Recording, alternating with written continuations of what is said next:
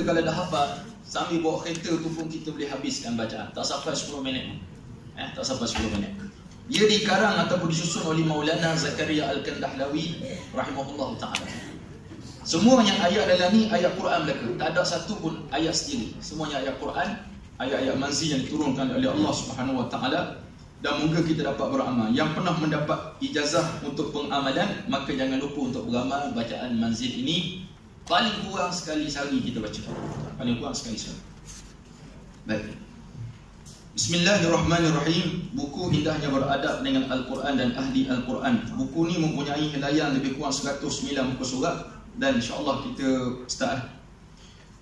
Alhamdulillahilladzi huwal awwalu bil ibtida'i wal akhiru bil intihai. Lahul khalqu wal amru bi yadihi at-tadbir wat takwin. Laysa kamithlihi syai' wa huwas sami'ul basir. Wa usalli wa usallim ala asyrafil khalqillah Sayyidina Muhammadin wa ala alihi wa ashabihi wa atba'ihi ajma'in, amma ba'du. Jadi buku ni saya ambil daripada ringkasan kitab At-Tibyan fi Adabi Hamalatil Quran yang telah disusun oleh Ustaz Muhammad Hasan Al-Himsi. Karangan asalnya dikarang oleh Imam yang mulia Al-Imam Nawawi radhiyallahu anhu. Ringkisan ini telah disisipkan dalam sebuah mushaf Al-Quran yang diberi tajuk Mufradat Al-Quran, Tafsir wa Bayan. Kata seerti ayat Al-Quran, penafsiran dan keterangan, yang diterbitkan oleh Maktabah Darul Rashid Damsyik, Syria tahun 1984. Saya tidak menterjemahkan ringkasan tersebut secara harfiah, tidak satu-satu, tapi mengikut kefahaman saya yang amat cetek dalam bahasa Arab ini. Tapi saya menerangkanlah bentuk rujukan kepada kitab-kitab yang lain sebagai panduan dalam usaha yang kecil. Itu mukadimah saya lah pada kitab tersebut. Yang lain tu tak boleh baca lah. Mula-mula buku ni diterbitkan untuk cari dana komplek Tarbiyah Rawdatul Jannah, Kota Raja. Dulu buku ni tebal, besar. Ni kita kecilkan. Maknanya saya telah terbitkan buku ni sekitar tahun 2013, 7 tahun dahulu lah terbit. Baik, sejarah Imam Nawawi. Muka surat 4. Nama lengkap beliau ialah Abu Zakaria Yahya bin Sharaf bin Murni bin Hasan bin Husin bin Muhammad bin Jum'ah bin Izam Ad-Dimashqi. Orang Arab biasa diingat nama sifat tu nenek dia lah. Itu sifat orang Arab. Dan kita orang Melayu pun kalau boleh gitu juga. Kena ada rantaian, pokok keluarga.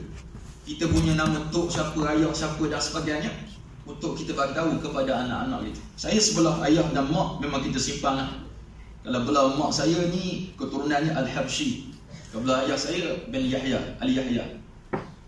Jadi kita simpan manakib ataupun bukan manakib, dia punya keturunan, silsilah keturunan tersebut. Nama lengkap beliau itu Abu Zakaria Yahya bin Sharaf. Kita kenal dia Imam Nawawi. Imam Nawawi diambil daripada perkataan kampung dia Nawa. Dia lahir di Nawa, sebuah kampung di Hauran, lebih kurang 500 km di selatan Damsyik, Syria pada tahun 630 Hijrah. Tempat ni dah hancur dah tuan-tuan.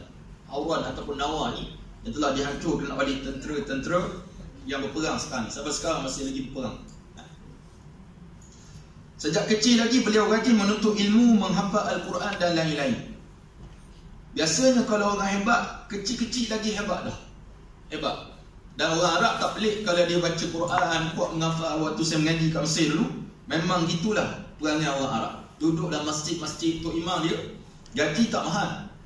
Lepas habis jadi imam, dia akan duduk dekat dengan tiang, maka ramailah murid datang untuk menghafal Quran. Baik, ada orang kata sebab demo bahasa, demo orang Arab boleh baca Quran. Tak juga. Ada juga orang Arab yang ummi, buta huruf. Ada. Tunjuk surah Al-Fatihah, tak reti baca. Tapi kalau suruh baca Fatihah dia boleh. Tapi kalau dia tengok ni, dia tak tahu dia. Ummi. Ada juga macam tu. Bukannya orang Arab semuanya reti Arab, reti baca maksud dia. Cakap Arab, unta pada pasir pun boleh cakap Arab. Tapi maknanya nak baca tu tak boleh. Kemudian berhijrah ke kota Damsyik pada tahun 649 Hijrah. Pada umur dia 19 tahun untuk mendalami ilmu-ilmu agama. Kerana Damsyik pada ketika itu bandar ilmu dan bandar ulama. Damsyik Syria ni bandar ilmu dan bandar ulama hatta al-an, sampai sekarang.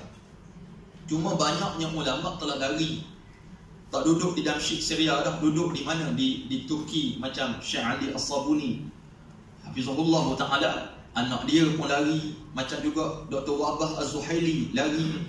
Semua lari. Dr. Wabah almarhum dah meninggal dah. Semua ulama-ulama hebat ni lari keluar daripada Damsyik sebab satu kota yang tidak selamatlah bagi ulama sekarang. Ketika usia 19 tahun, beliau membaca dan pelajari sebanyak 12 mata pelajaran daripada tuan-tuan gurunya sehari semalam. Bahkan beliau dikatakan tidak pernah tidur berbaring, iaitu tidak tidur nyenyak dengan kerana menuntut ilmu.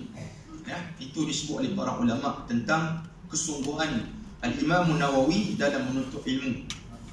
Kita tengah menuntut ilmu pun kita tidur sampai nyenyak sekali. Sedar-sedar habislah dia kata sekejap ni. Padahal sejam dia tidur. Kehidupan Imam Nawawi dipenuhi dengan kesibukan mencari dan menyebarkan ilmu pengetahuan. Beliau sangat sabar dalam hidup yang penuh dengan kesusahan dan ujian. Beliau sangat warak dalam berpakaian dan makanan. Warak sini maksudnya dia tidak mengambil perkara yang haram, apalagi syubhat tak ambil, haram tak ambil, halal pun dia tak ambil sepenuhnya. Kalau kita asal halal je, kita pelahak habis. Tak, dia ambil sekadar. Sehingga beliau tidak mahu menerima sebarang pemberian daripada orang lain kecuali dalam keadaan yang sangat memaksa. Kalau terpaksa baru dia ambil, kalau tak ada, tak ambil. Apa yang beliau pakai hanyalah pakaian yang dihantar oleh ibunya kepadanya, dan makanan beliau pula makanan yang dihantar oleh ayahnya atau keluarganya. Orang Arab tak kisah, sebab roti tu boleh tahan seminggu, expired dia. Kita kalau macam ni buat, nak zaman dulu pula nak naik unta, keldai, kuda tu, mungkin expired dululah, basi dulu baru sampai pada kita. Orang Arab gitulah. Waktu saya ngaji kat Mesir tu, ish dia ada ish, roti yang tebal tu sikit 5 sen satu. Kalau yang putih tu, kalau satu junai RM1 dapatlah 5 keping. Itu kira sedap lah tu makan. Jadi Ustaz menantu Haji Razak, Ustaz Salahuddin, kami beli yang kecil-kecil, saya serumah dengan dia. Dia akan potong, dia keringkan, dia jual pula itu. Dia kaki bisnes. Ustaz Salahuddin kaki bisnes. Dan dia serba boleh, masak pun sedap. Untunglah Haji Razak. Kemudian disebutnya dia makan hanya apa yang ayah buat dia hantar. Itu saja. Maka sampailah tingkatan yang kata ulama, maka lahir beliau telah sampai ke tingkatan warak yang tinggi sekali. Tingkatan warak yang tinggi sekali. Akhirnya beliau dibenarkan mengajar di Darul Hadis Al-Ashrafiyah selepas kewafatan Imam Abu Syamah, tok guru dia, pada tahun 665 Hijrah ketika berusia 35 tahun. Antara guru-guru beliau yang lain ialah Syekh Al-Qadi. Saya pun tak kenal, cuma kita bacalah sebagai mungkin kita dapat sedikit keberkatan daripada mereka insya-Allah.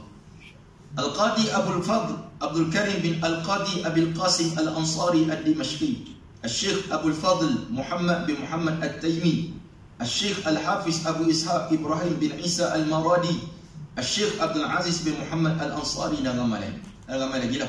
Tuan-tuan boleh rujuk dalam manaqib Al-Imam Nawawi yang pernah disusun oleh Datuk Mufti Wilayah Tuan Guru Datuk Seri Zulkifli Muhammad Al-Bakri. Fitnah yang menimpa diri Imam An-Nawawi. Fitnah ni ujian. Orang kata fitnah ni bukan tuduhan dan sebagainya. Fitnah maksudnya fitan, ujian yang akan diterima oleh kita semuanya. Ada ujian. Itu sebab kita baca lepas kita semayang, Allah lepas tengah tasyahud tu, habis baca tasyahud, Allahumma inni a'udzubika min adzabil qabri wa min adzabi jahannam wa min fitnatil mahya wal mamat. Daripada fitnah hidup dan mati. Waktu hidup apa fitnah dia? Ujian dia. Maka kita minta Allah SWT jauhkan. Tapi kok mana pun tetap datang fitnah tersebut. Allazi khalaqal mauta wal hayata liyabluwakum ayyukum ahsanu amala. Ibtila dengan fitnah sawa'an bisawa'in. Sama je. Ibtila ujian, fitnah pun ujian yang Allah berikan kepada kita. Sama ada ujian dalam bentuk keluarga kita, isteri, anak-anak, jiran tetangga kita, mak ayah kita, kawan-kawan kita, semua itu ujian yang Allah SWT akan hadirkan kepada kita. Am hasibtum, Allah kata, adakah kamu berkira wahai manusia, antadkhulul jannah, kamu akan masuk syurga, walamma ya'tikum mathalul ladzina khalau min qablikum massatkumul ba'sa wad-dharra wa zulzilu hatta yaqula ar-rasul wal ladzina amanu mata nasrullah. Am hasibtum, wahai manusia, adakah kamu kira antadkhulul jannah, kamu akan masuk syurga, walamma ya'tikum, belum datang kepada kamu seumpama orang-orang sebelum kamu. kesusahan, kelaparan, macam-macam Allah uji pada mereka, sekurang-kurangnya kita akan dapat juga, baru boleh masuk syurga Allah Subhanahu wa ta'ala. Mungkin tuan-tuan dekat Meru ni ujian kesenangan, mungkin ujian hidup. Alladhi khalaqal mauta, surah Al-Mulk, kena baca setiap hari surah Al-Mulk nak selamat duduk dekat rumah transit kita yang kedua nanti, kubur Taman Meru. Ada kita lalu lalang pergi ke Maidin, lalu lalang nak naik ke highway, kita akan bertemu dengan kubur tu. Maka Al-Mulk insya-Allah penyelamat kita. Sebab siapa yang khabar? Nabi SAW khabar pada kita. Fitnah yang menimpa Imam Nawawi. Pernah terjadi ketegangan di antara beliau dengan sultan yang memerintah ketika itu, iaitu Al-Malik Zahir Bebras. Bukan beras, Bebras. Dia balah dengan sultan, berselisih pandang dengan pemimpin ketika itu.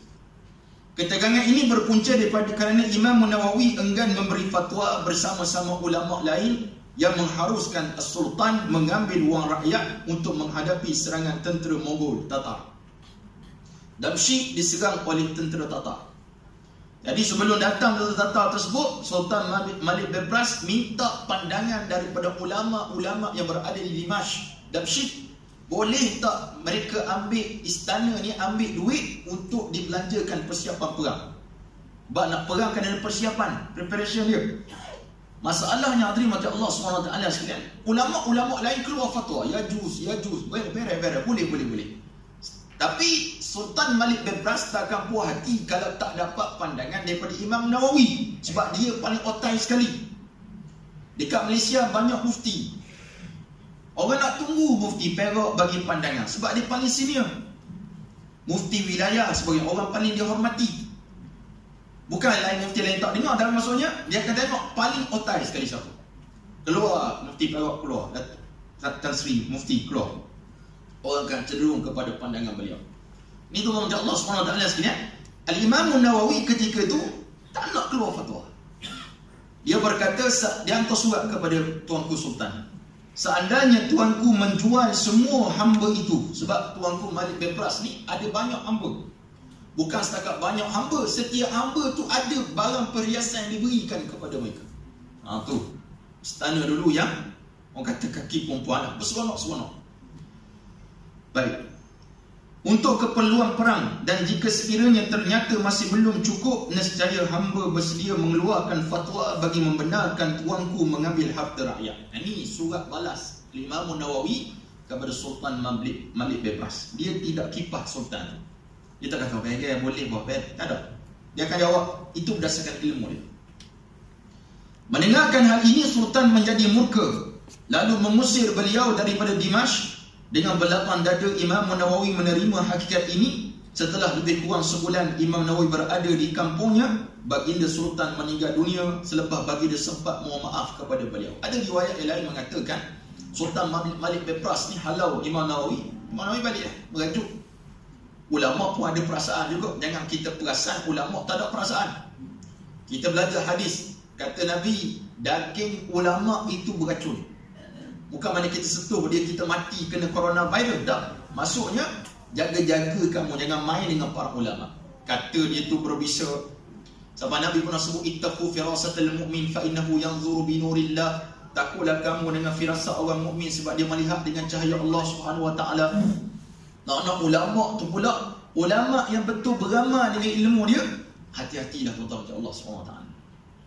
Macam baru ni viral satu gambar, PM kita bertemu dengan seorang ulama, Pak Sumit di Kedah sana. Pak Sumit ni terkenal sebagai seorang wali masih hidup lagi. Wali ni ada beberapa kategori tuan-tuan. Saya wali juga. Wali nikah anak saya Fatimah ada seorang. Seorang yang perempuan. Wali ni banyak jenis. Wali nikah tu tak ada apa. Wali ni ada orang yang tahu dia wali dan orang tahu dia wali. Ada wali yang orang tahu dia wali, dia tak tahu dia wali. Ada juga dia tahu dia wali, orang lain tak tahu dia wali. Tuan-tuan mungkin ramai sini ni wali. Sebut yang terima Allah SWT sekalian. Pak Sumit ni tak tahu adakah dia tahu dia wali ataupun tidak, tapi memang dia ni orang yang keramat. Keramat ni yang percaya bulat-bulat, mungkin sihir, tapi kelebihan yang wujud pada dia. Apa niat tuan-tuan nak jumpa dengan dia, dia akan direct cakap. Dia akan berkias. Tapi kiasan tu kena tepat atas kepala kita. Saya pernah cerita pada tuan-tuan, rasanya dalam kuliah sebelum ni, seorang kawan saya nak pergi bertemu dengan Pak Sumit. Kali pertama pergi tak jadi. Kedua pergi tak jadi. Dia kata, gelimang-gelibu hati sebab nak bertemu dengan orang hebat. Hebat sebab apa? Dia dikasyaf. Mungkin kasyaf lah tuan-tuan, insya-Allah. Allah alam. Sebab mungkin dia melihat seperti kata Rasulullah, ittaqu firasatan mum fa innahu yanzuru bi nurillah. Dia tengok. Kali kedua tak jadi. Kali ketiga pergi dia jadi. Sampai ke pintu pagar, pintu rumah dia. Dia kata 2 kali hang tak jadi main. Dia kata 2 kali. Dia tahu mana Rasulullah. Maknanya hebat. Itu sebab kalau tuan-tuan ada anak-anak yang buat, cucu buat maksudnya nakal, boleh bawa lah bertemu dengan dia. Kita minta doa daripada dia lah. Sekadar doa. Dan dia ada waktu-waktu untuk ziarah dia lah. Dan dia ni tuan-tuan untuk makluman, tiap-tiap hari puasa. Tu luar biasa lah. Tu tak boleh saya nak bayangkan macam mana lah. Dan dia waktu muda dikatakan oleh para ulama' yang ada cerita dia khatam Quran sekali sahaja waktu dia muda. Dan ada seekor satu hari dia nak buka tempat, nak tebah-tebah pokok. Dia tak anak, dia bawa anak kecil. Ada tiger seekor mari. Tiger ni 5 lah. Tahu lah 5 lah. Saja nak jepok sikit, nampak macam terror bahasa Inggeris. Jadi 5 tu mari nak terekam. Dia kata kalau tu rezeki kamu ambil. Kalau kita lari dulu, cabut kasut lari. Tapi 5 tu tak makan. Allahu a'lam tu macam Allah. Macamlah banyak cerita tentang kisah Toko Paluh di Terengganu sama juga. Nak pergi sembahyang subuh, dia kata saya tampar kucing besar tadi. Orang pun tengok lepas subuh, 5 dia tampar. Toko Paluh terkenal lah zaman British. Yang disengetkan serban, kapal pun sengit. British kata nak ambil tanah Terengganu, dia kata ambil.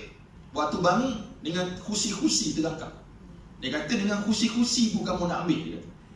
Itu kehebatan Toko Paluh. Ini semua wali-wali Allah Subhanahu Wa Taala. Dan saya nak sebut kepada tuan-tuan macam Allah Subhanahu Wa Taala sekalian. Sultan Malik Bebras ada riwayat kata sempat minta maaf dengan Imam Nawawi. Ada riwayat mengatakan ulama-ulama yang kecil-kecil datang bertemu dengan Sultan, minta Sultan bawa balik, jemput balik Imam Nawawi datang. Cuma kalam Imam Nawawi, aku tidak akan masuk selagi mana Malik Bebras itu berkuasa. Itu kalam cukup. Memang matilah. Malik Bebras meninggal dunia. Selang berapa lama lepas tu Imam Nawawi pula meninggal dunia. Dia meninggal pada usia 45 tahun. Dan tak pernah kahwin. Kita tak pernah tak nak kahwin. Nak kahwin. Kita lah, saya lah, tuan-tuan tahu. Mana dah kahwin pun nak kahwin lagi. 45 tahun tak kahwin. Kalau tanya pada dia, kenapa tak kahwin? Sebab dia kata aku tak ada masa nak cara pada isteri aku. Tak ada masa.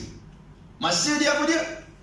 Membaca, menulis, ilmu je. Itu sebab ada setengah orang yang haram hukum dia berkahwin. Salah satu mati pucuk, haram kahwin. Ni kita cakap direct sebab semua dah usia belaka ni macam saya lah. Haram kahwin. Satu lagi, memang dia akan menzalimi isteri dia kalau dia kahwin. Maka haram kamu kahwin. Ada orang wajib kahwin. Tengok tiang elektrik pun naik syahwat dia. Naik, kena kahwin. Ini orang panggil spesies yang terancam. Memang, okey. Itu wajib pula. Kata-kata ulama menceritakan kehebatan Imam Nawawi. Al-Imam Taqiyuddin As-Subki rahimahullah datang menziarahi Darul Hadis Al-Ashrafiyah. Yang mana ketika itu Imam Nawawi radhiyallahu anhu telah meninggal dunia.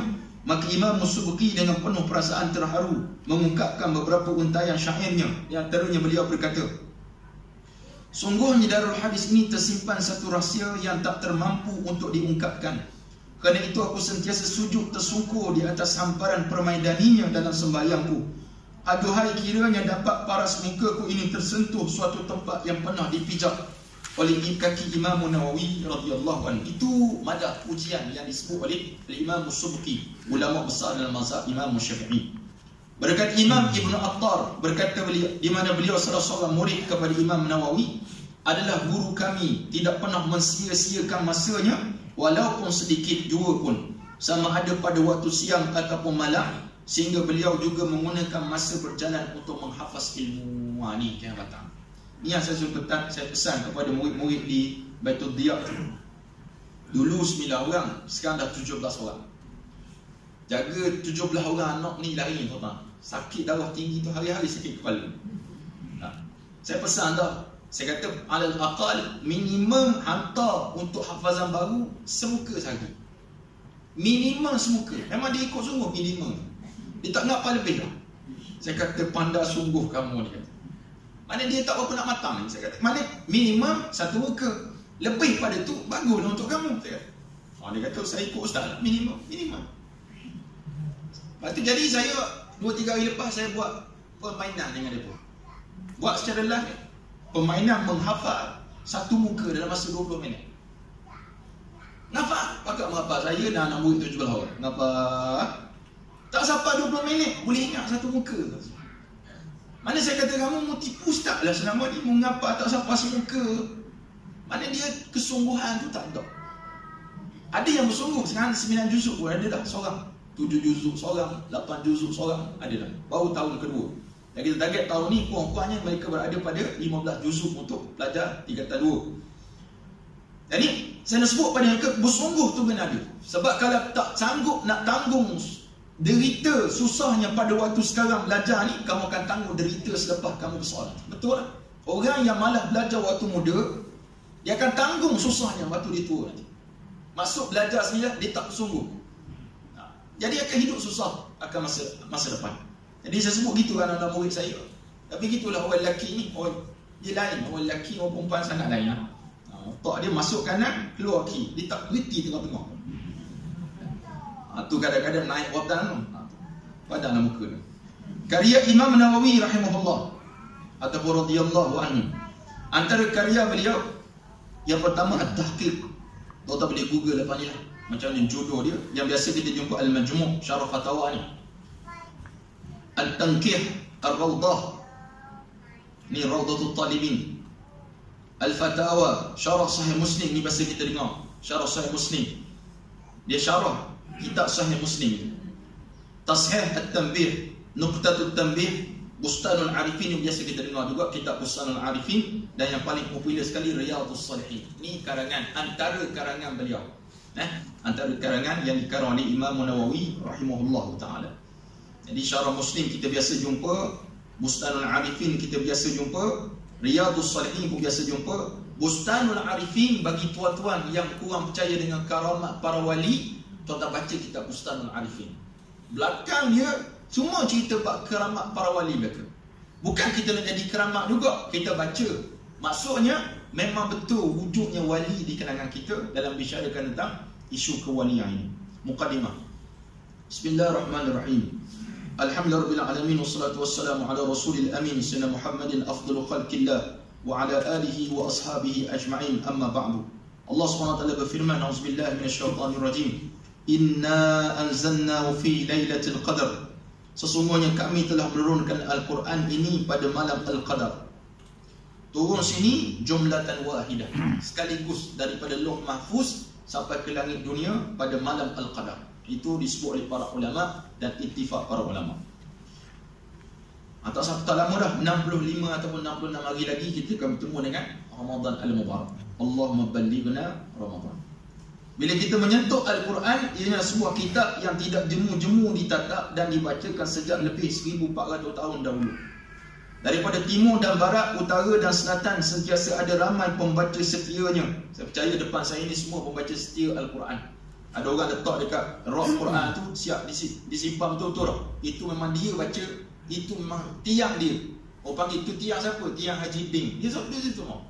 Siapa ada macam tu tahap. Tu dinding siapa? Dinding Haji Mat. Mak mana kan? Almarhum tu dah tak ada. Tapi dinding Haji Mat. Itu orang panggil macam tu. Membaca Al-Quran. Ahli Al-Quran sanggup bersengkang mata kerana Al-Quran. Ahli Al-Quran sanggup kering bibir mereka kerana Al-Quran Karim. Kuat baca Quran. Pujangga pun bermadah. Kalamun qadimun la yumillu sama'u. Tanazzahu an qawlin wa fi'lin wa niyatin. Kalam yang sedia kala. Sedia kala maksudnya Al-Quran ni bukan jadi, bukan benda baru. Al-Quran ni qadim. Sifatnya macam Allah SWT. Sebab dia kalam Allah. Dia kalam Allah SWT. La yumillu sama'u. Tidak jemu mendengarnya. Kalau tuan-tuan dengar Quran jemu, cek balik kemungkinan ada saka dalam badan kita. Orang baca Quran jadi lima gelibu je, pergi jumpa Ustaz Syawariza. Ustaz Abdullah pun ada dekat Meru. Ustaz apa lagi? Banyak ustaz yang buat perawatan Islam. Dengar Quran kita terima. Itu mana ada masalah. Dan kalau tuan tengok iman kita setara mana kata ulama, macam ada satu kisah, ada seorang pemuda nak mengaji Quran dengan seorang tok guru. Tok guru tu kata, boleh kamu mari jumpa dengan aku. Dia pun datang esokan harinya. Sampai bertemu dengan tok guru tu, dia kata, okey sekarang kamu ambil Quran pergi duduk dekat dinding. Dia kata, saya nak mengaji dengan tok guru, tak apa-apa, pergi baca kat sana dulu. Dia pun ambil Quran, dia baca. Sambil baca dia tengok tok guru dia, saya baca berjam. Tok guru tak panggil dia. Orang nak belajar dengan tok guru, tiba tok guru suruh baca sendiri. Akhir lepas berapa jam dia baca, tok guru tu panggil, mai sini. Dia pun tanya, wahai tok guru, kenapa suruh saya baca seorang? Dia kata, aku nak tengok mu je sebenarnya, mu sabar ke tak sabar.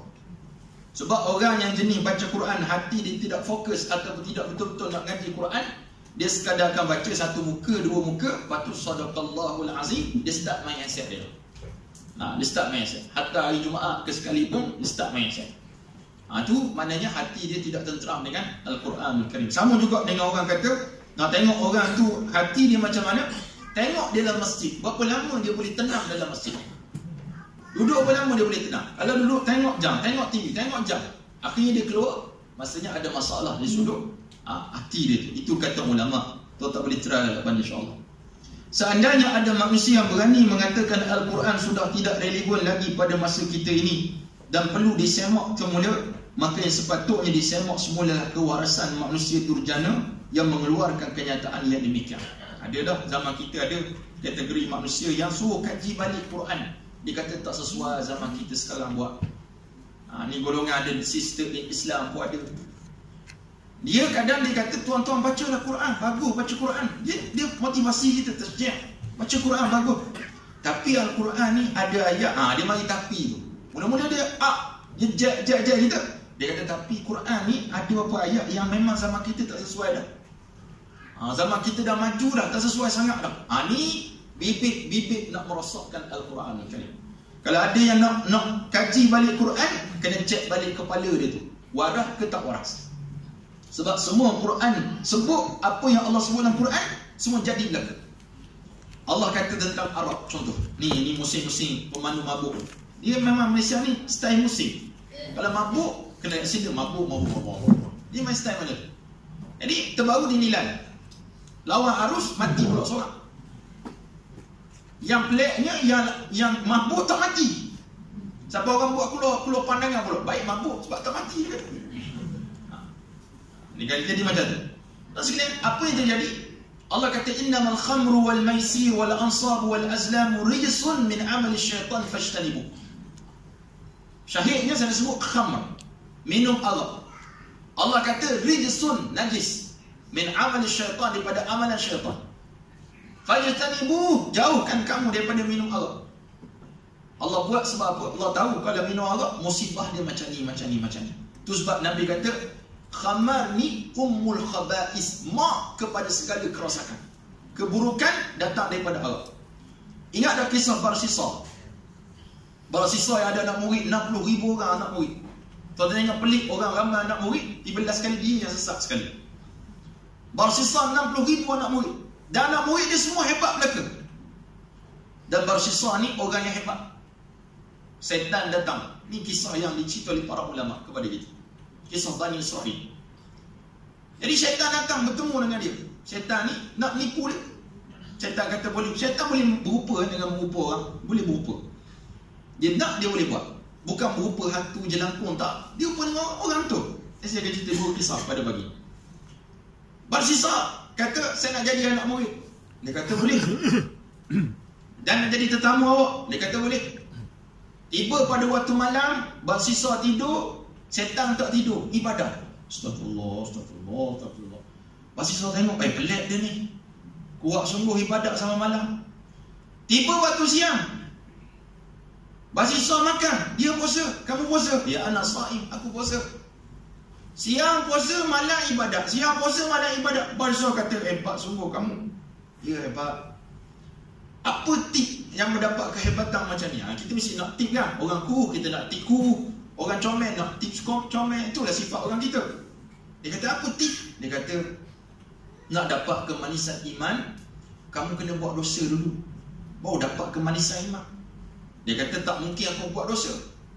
Buatlah, boleh. Syaitan dah masuk. Ada 3 dosa, mu pilih mana satu yang mu nak buat. Minum arak, berzina, bunuh orang. Mu nak yang mana? Bahasa Islam berfikir, bunuh orang dosa besar, berzina dosa besar, minum arak tak besar sangat. Minum arak, dia minum dulu. Minum arak, lepas minum arak mabuk. Orang tak pernah minum arak, minum sedekap. Satu dia mabuk dah. Kawan saya naik emas. Emas sampai sekarang hidang arak tu tak silap. Minum emas malam. Minta air kok. Minta air kok. 2 mari arak. Kawan kita minum, mabuk tuan silap, mabuk. Orang tak pernah minum arak, sekali teguk mabuk dah. Lah dah nak mabuk, jumpa perempuan berzina. Takut orang tahu, bunuh. 3-3 dia buat belakang.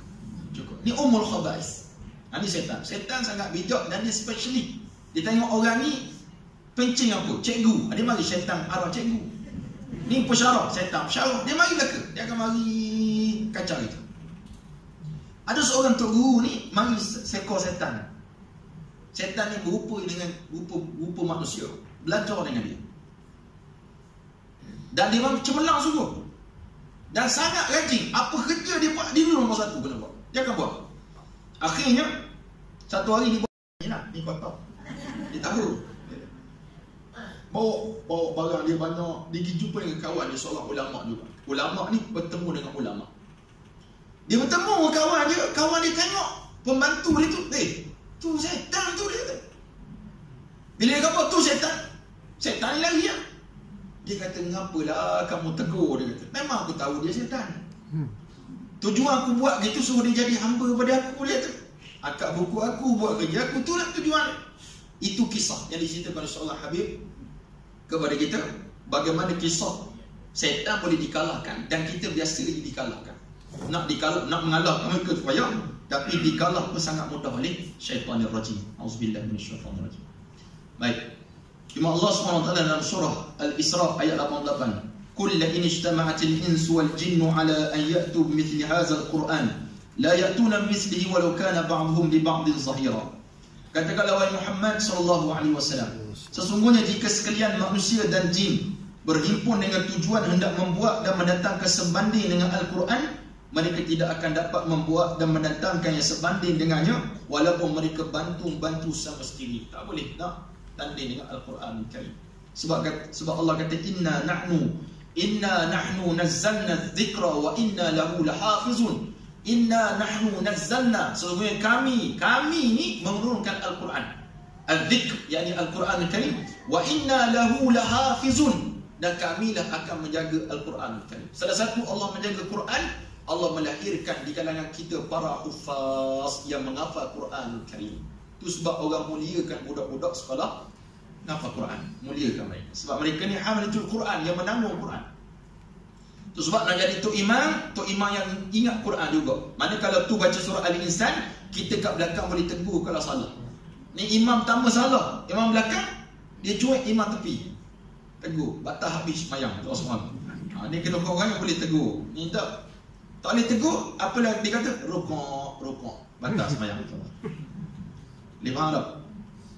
Jadi Quran tak boleh orang bertanding. Zaman Nabi memang ada bertanding nak cabar Rasulullah sallallahu alaihi wasallam. Nak kalau Nabi turunkan surah Al-Fil, surah gajah, dia buat surah Fil juga. Bukan setakat surah Fil, surah Dithda, surah Katak dia buat keluar. Pelik-pelik surah yang dibuat oleh bangsa Arab Jahiliyah. Sebab apa mereka jadi nak bertanding macam ni? Sebab Quran ni dia boleh bertanding dengan Quran. Sedangkan Allah keluarkan huruf-huruf muqatta'ah cukup. Yasin, Taha, Alif Lam Ra, sebut aja dia tak boleh buat apa-apa.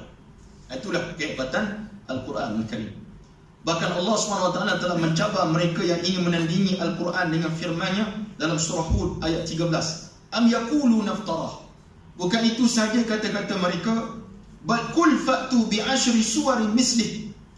Jika Muhammad yang mereka reka Al-Quran itu, katakanlah wahai Muhammad kepada mereka, fa'tu bi 'ashri suwarin mislih, bawa datang seumpama Al-Quran ni 10 surah rekaan yang kamu boleh mampu buat, muftarayat yang direka. Wad'u man istata'tum min dunillah, dan panggillah siapa saja yang kamu sanggup memanggilnya selain daripada Allah, jika betul kamu orang-orang yang benar. Ya.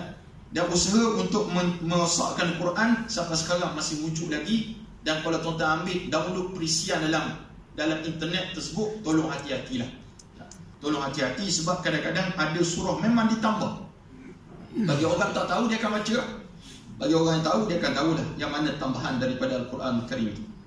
Bahkan jika sesiapa meragui Al-Quran, Allah telah mencabar mereka dalam ayat yang lain dalam surah Al-Baqarah. Wa in kuntum fi raibin mimma nazzalna ala abdina fa'tu bi suratin min mislih. Kalaulah 10 surah kamu tak boleh buat, Allah cabar lagi, buat mari satu surah aja yang sama macam Al-Quran. Wad'u syuhada'akum min dunillah, dan panggillah pembantu-pembantu kamu selain daripada Allah, in kuntum sadiqin, jika betul-betul kamu ni orang-orang yang benar-benar dalam apa yang kamu lakukan ini. Ni yang Allah SWT sebut dan saya nyatakan pada mukadimah kitab ini insya-Allah.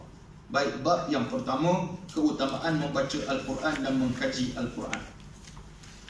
Allah berfirman, innal ladzina yatluna kitab Allah, sesungguhnya orang-orang yang sedang membaca kitab Allah. Kitab Allah yakni Al-Quran Al-Karim. Wa aqamus salat, dan mendirikan sembahyang. Wa anfaqu mimma razaqnahum, nombor 1 orang baca Al-Quran. Nombor 2 orang mendirikan sembahyang.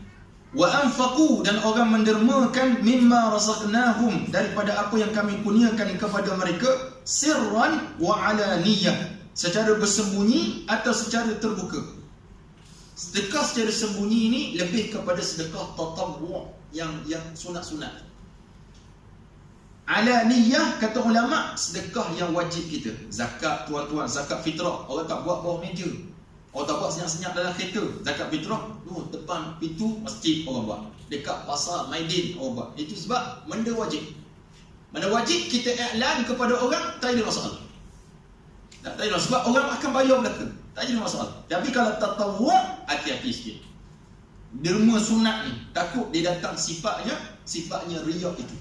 Kalau zakat fitrah nak riak apa, memang kena bayar banyak tu. Cuma mungkin beza sekarang, kalau tahun lepas ada RM7. Ada apa? Satu lagi 20 apa? Ada 3 pula. 3 tingkatan. Dia boleh datang riak ke situ pula. Saya tak bayar RM7 ni, saya bayar biasa mahal. Tu dia start. Dia main hati tentang Allah SWT kepada kita. Baik. Yarjuna tijaratan lan tabur, mereka mengharapkan sejenis perniagaan yang tidak akan rugi. Lan tabur, tidak akan rugi. Berniaga dengan Allah SWT. Liwaffiyahum ujurahum, supaya Allah menyempurnakan pahala mereka. Wa yazidahum min fadlih, dan menambahi mereka dengan limpahan kurnianya. Innahu ghafurun syakur, sesungguhnya Allah Maha Pengampun lagi sentiasa balas dengan sebaik-baiknya akan orang yang bersyukur kepada Allah SWT.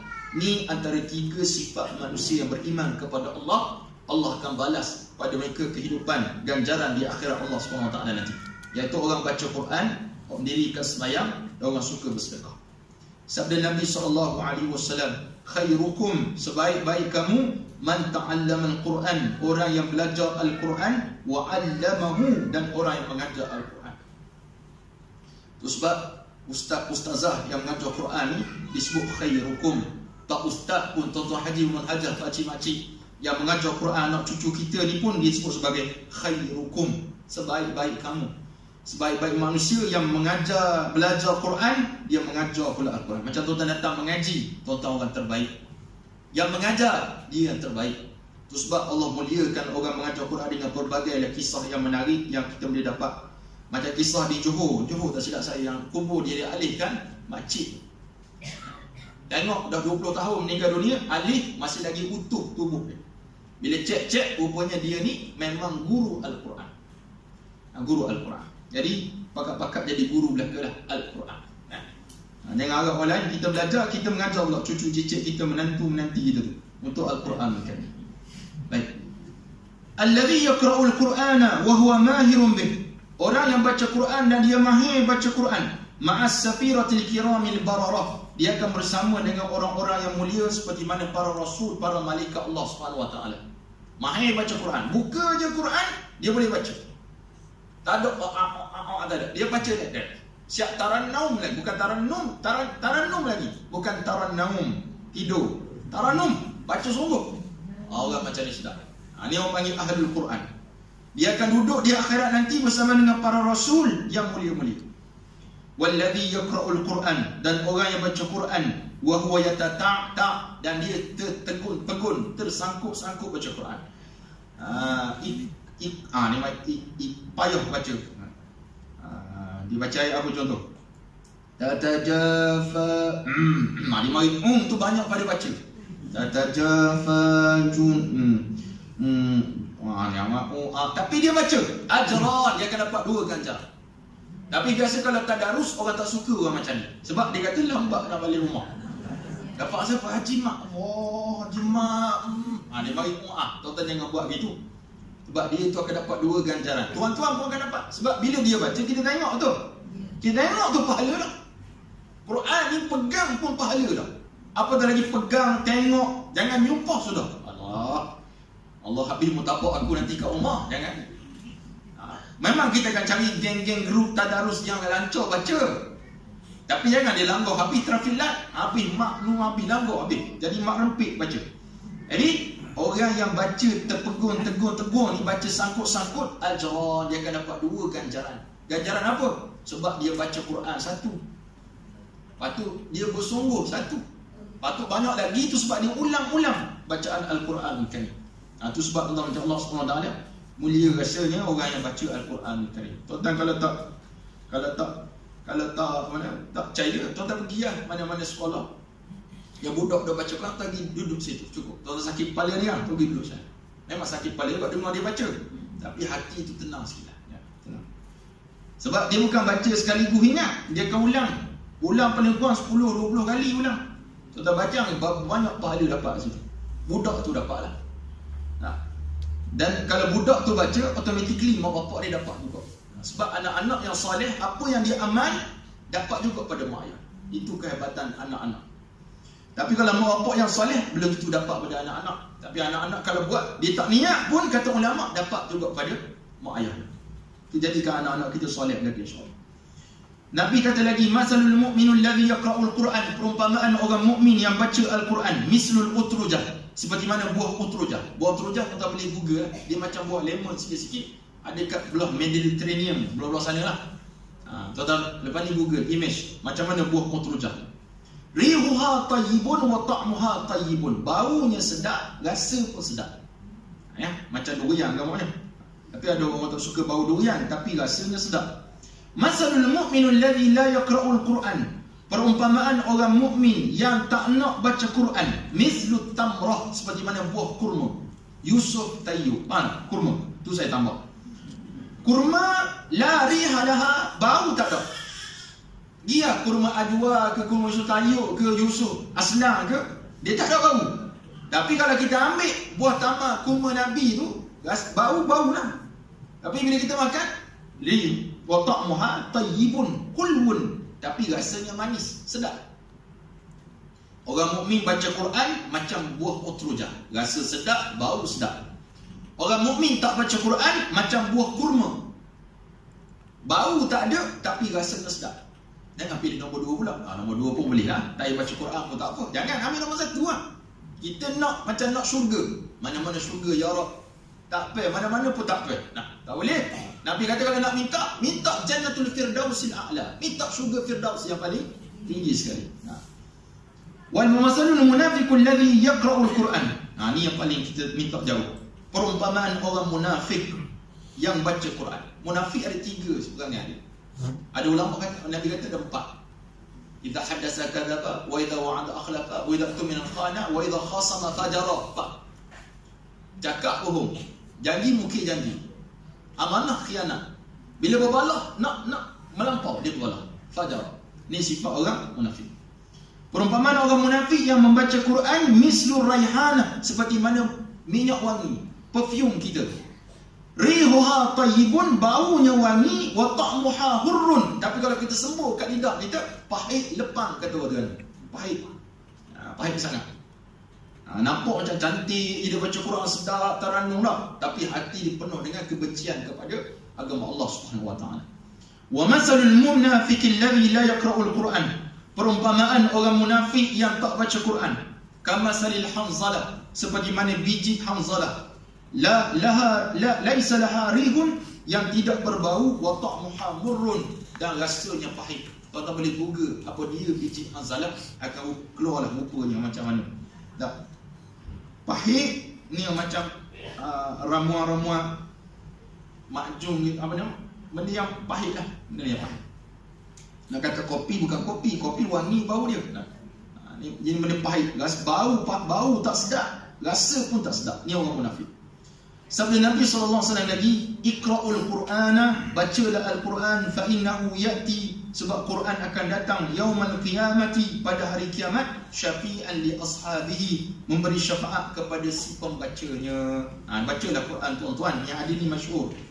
Lalu keluar dekat skrin TV tuan-tuan, orang baca Quran dapat syafaat daripada Quran yang kita baca tersebut. Saya selalu pesan kepada mana-mana tempat saya baca kitab ni, tuan-tuan kalau Al-Quran tuan-tuan habis ni contoh Quran, tuan-tuan habis baca Quran, contoh khatam, hari ni khatam, tuan tulis kat belakang ujung sekali tu, tuan tulis tarikh tuan-tuan khatam. Ataupun kalau tak nak conteng Quran, tuan-tuan sediakan satu kertas, tulis kat situ. Tulis ni bukan nak riak kat orang, sebab tuan-tuan seorang je tahu. Tapi kemungkinan lepas kita meninggal dunia, anak kita ambil Quran, nak faraid Quran, pusaka Quran kena pusaka. Assalamualaikum, Quran kena pusaka. Quran tu harta pusaka ke tak? Assalamualaikum. Harta pusaka ni apa saja harta kita, harta pusaka.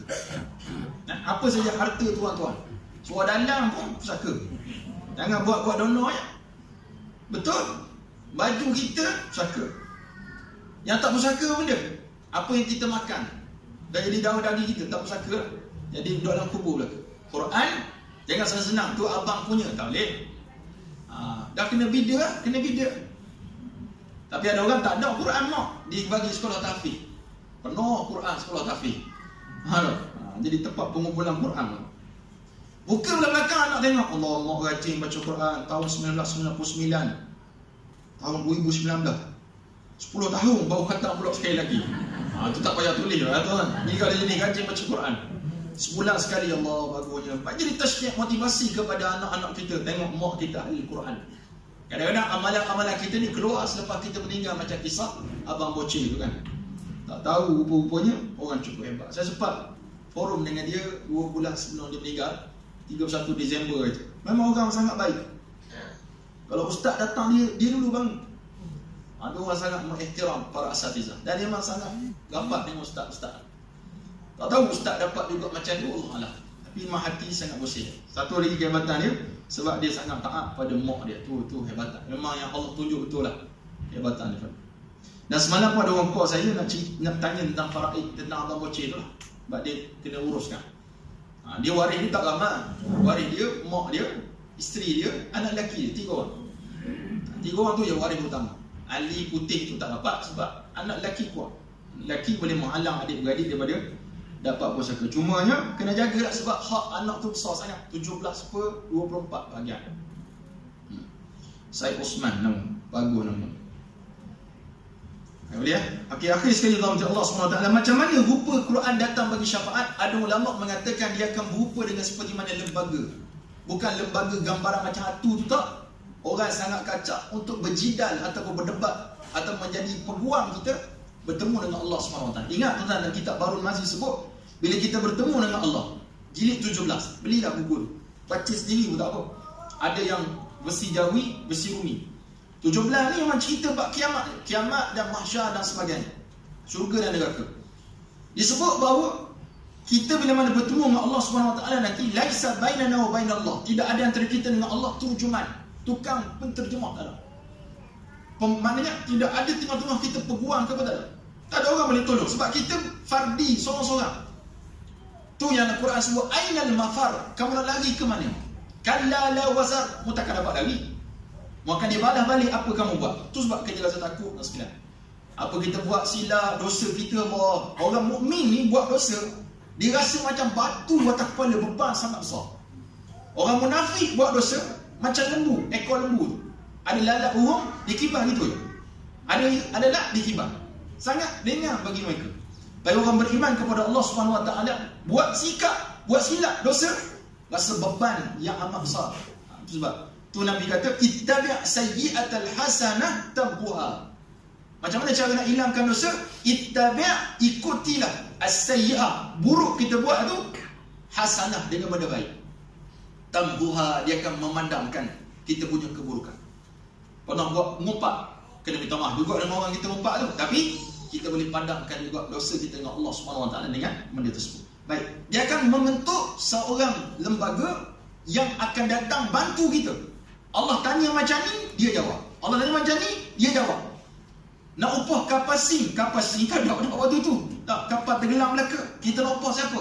Tak ada, kecuali amalan kita akan mendapat bertemu dengan Allah Subhanahu Wa Taala di yaumil mahsyar nanti, yang tu kita perlu fikir bersama dengan tuan-tuan macam Allah Subhanahu Wa Taala sekalian. Akhir sekali yang lain itu kita boleh bacalah pada pertemuan yang akan datang pada hari Rabu minggu pertama insya-Allah. Kalau tak ada arah lah. Saya kadang-kadang tak ada di sini tuan silam. Pergi keluar ke Kuala Lumpur dan sebagainya. Dan kalau saya tak dapat datang tu, memang saya sakit semua lah. Kadang sakit perut sakit dua tu lah. Jadi minta maaf tuan-tuan saya untuk pengganti dan sebagainya. Jadi tuan-tuan Allah SWT tadi itu sajalah yang dapat saya sampaikan pada petang pagi yang mulia ini. Mohon maaf kalau terkasar bahasa, tersilap bicara. Dan insya-Allah kalau tuan-tuan berminat untuk dapatkan buku ni, boleh dapatkanlah kat sini ada. Dan juga saya tengah cuti tanpa gaji sekarang. Tak ada gaji sekarang. Tak ada gaji. Jadi walaupun tak ada gaji, saya buat bisnes sebenarnya. Bisnes kokotin ratah saja pun sedap. Memang sedap dah ratah, cuba beli. Produk ni saya keluarkan pada bulan 6, bulan Jun 2019. Dan alhamdulillah pengeluaran ni telah mencecah lebih daripada 47,000 pack dah. Jadi kalau ikut jualan dah juta dah jualan, tapi pendapatan tak sampai juta lagi lah. Cumanya saya dah sebut tuan-tuan macam Allah SWT sekalian, 10% jualan ni saya sebut mana-mana iklan saya. 10% jualan kokotin memang saya dah sebut pada isi saya, sebab dia bos saya, dia CEO syarikat. Saya pekerja je, bukan saya takut bini, bukan bini tu menakutkan saya tak, tapi maknanya saya kabarkan dia 10%. Sebab dana Matah Baiti ini 10% keuntungan kami. Banyak kami untung sebulan, kurang ke kami untung, memang kita akan salur kepada Matah Baiti, Baitul Diak itu sendiri. Jadi kok mana pun tuan-tuan beli, adalah sumbangan tuan-tuan kepada Baitul Diak sebenarnya. Jadi kalau tak berminat nak beli, kat sini banyak cawangan. Dekat Sufi Halal Mat ada jual, kat Laluan 14 koperasi kami pun ada jual, rumah saya sebelah tu pun ada jual juga 484. Dan dalam kereta saya sekarang pun ada jual. Kalau tu berminat, boleh dapatkanlah dekat situ. Kelebihan dia, nombor satu, dia akan hilangkan dahaga tuan-tuan. Ya. Nombor dua, dia akan melawaskan kita punya perut lah. Kalau tak ada masalah untuk sebelit, sangat baik. Sebab kita ada ekstrak buah tin. Tak beli kokotin pun tak apa, kita beli buah tin. Tanah buah tin sangat baik untuk usus tuan-tuan. Anak-anak kita dah makin berusia ni, usus kena jaga betul-betul lah. Dan silap. Dan insya-Allah kalau berminat boleh dapatkan dekat kereta. Kalau tak berminat, duduk sini, jangan lari. Wallahu a'lam. Assalamualaikum warahmatullahi wabarakatuh.